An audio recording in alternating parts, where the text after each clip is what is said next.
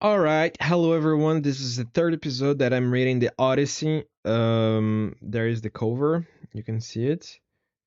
It's Odyssey, Odysseus sticking something in the eye of the Cyclops. We're gonna see the story. Let's go. When I set sail from the smoldering ruins of that doomed city, the wind took me first to Ismarus, the city of the Cincons. There I sacked the town and put the people to the sword. We took their wives and also much booty, which we divided equally amongst us. Booty.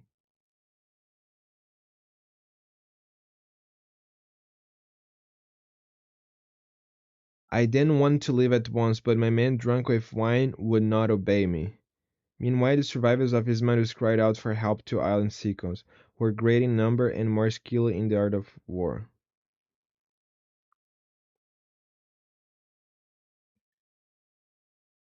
In the morning they came as thick as leaves that blew in summer.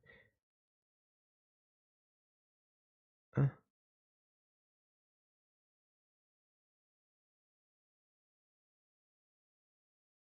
this is a greater page.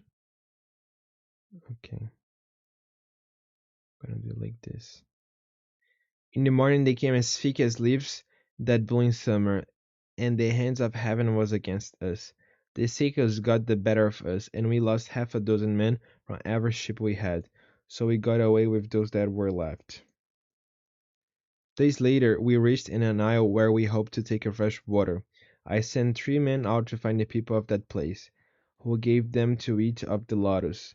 Devouring it, they ceased to care about going home, but were for staying forever among the lotus eaters.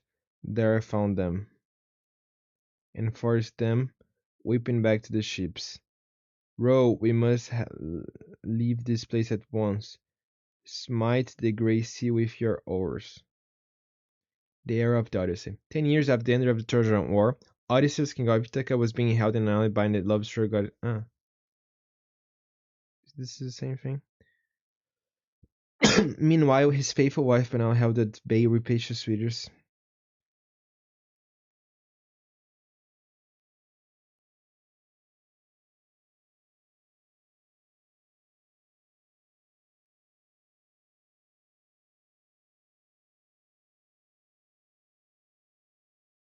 Okay, it's a new book I already read.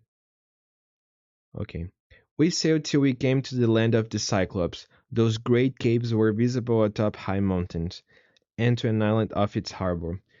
While all ships but mine gather stars from the isle, I'll take 12 men and goatskin of wine to see if the mainlanders are a hospitable race.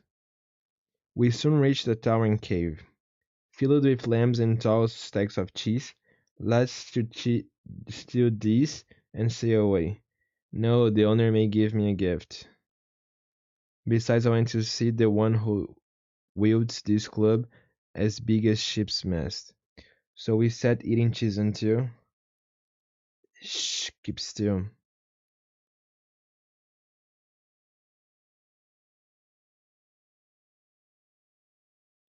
The Cyclops come with his ships.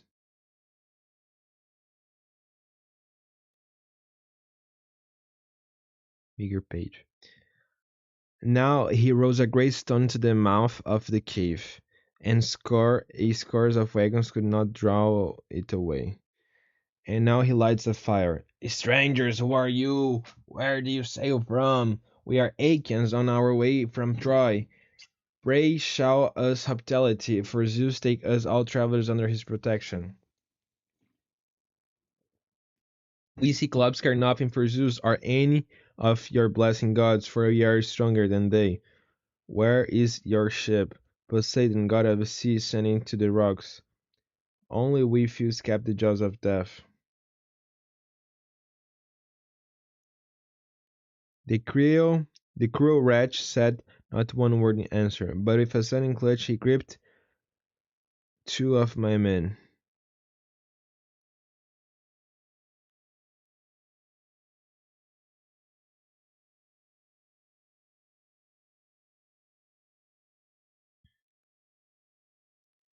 As though they had been puppies, Their brains were dashed up on the ground. Then he tore them limb from limb and devoured them, flesh, bones, marrow, and entrails, leaving nothing uneaten. Father Zeus, preserve us. We wept at the sight, for we know nothing else to do. When the Cyclops had washed down his grisly meal with his milk, he went to sleep. What shall we do to Odysseus?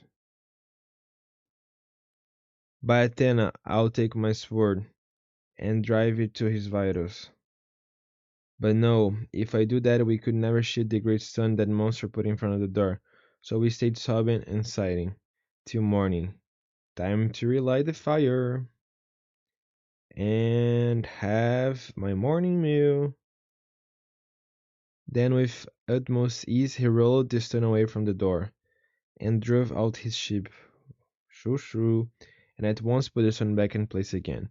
So I was left to scheme my way of taking my revenge and covering myself with glory.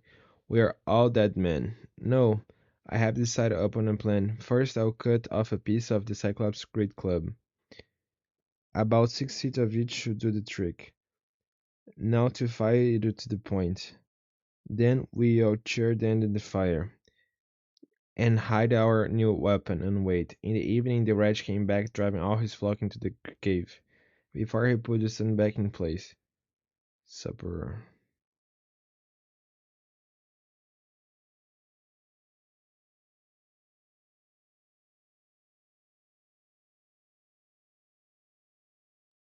That you may see what kind of liquor we had on board my ship. I was bringing to you as a drink offering. Give me more. 3 times it if you the bound for him. Tell me your name, for I have a present for you. My name is Noman. That is what my father, mother, and my friends have always called me. Noman. Then I will eat all Noman's comrades before Noman himself. That is the present that I will make to him.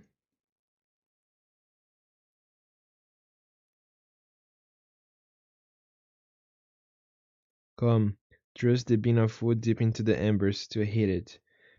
Then the wood was about to blaze, reduced glowing from the fire. Steady, lads. Just a few steps more. Now.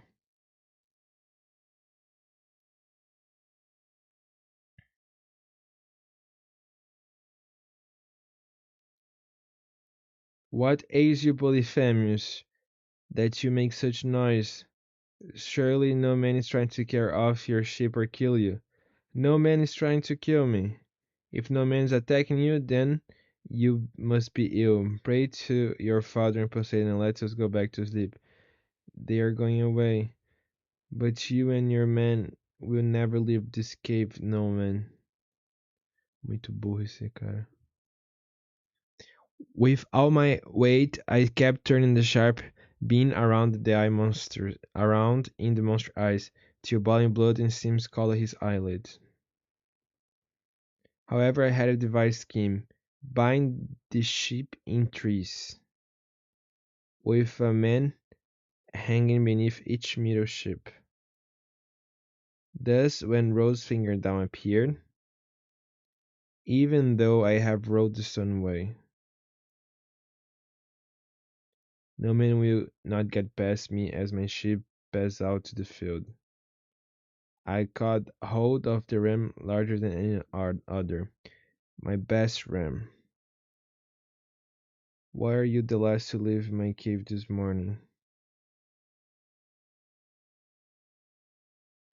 It is because you know that weak no man has blinded your master? If you could talk, I would know you would tell me where the wrench is hiding. Then I would dash his brains up on the ground. But I will have his life yet. Freeing yourselves, you drove the Cyclops ship down to the ship, and I made signs to the crew that they were to say nothing, till we had put out to sea. Then, when we had got as far out as my voice would reach, Cyclops Polyphemus, you should have taken better measure of your man before eating his comrades. Your sin has found you out, and now the gods have punished you. You think you can escape me? I will end your life, end your evil life, if I must steer the top of this high mountain, and make all the sea quakes with its fury. Odysseus, we beg you, do not provoke this savage creature further. But I will not listen to my men, and shout out my rage. Cyclops, if anyone asks you who put out your eye and spoiled your beauty, say it was a valiant warrior Odysseus, son of Laertes, who lives in Ithaca. Alas, then the prophecy was true. An old seer told me I would lose my sight by the hand of Odysseus, but I expect a warrior of superhuman strength, not an insignificant weakling. Now only my father Poseidon can heal me. I wish I could be as sure of killing you outright and sending you down to the house of Hades as I am that it will take more than Poseidon to cure that eye of yours.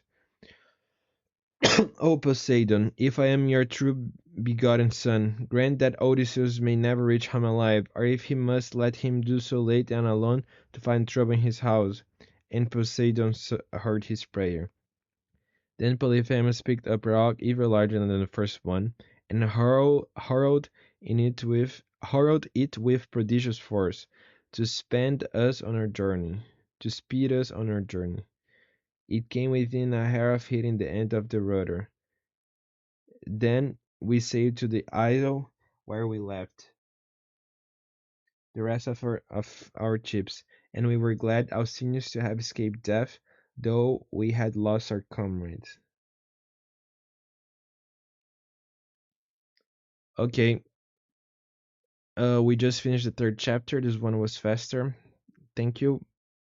Hit the like button and let me know what you think about it in the comments. Bye.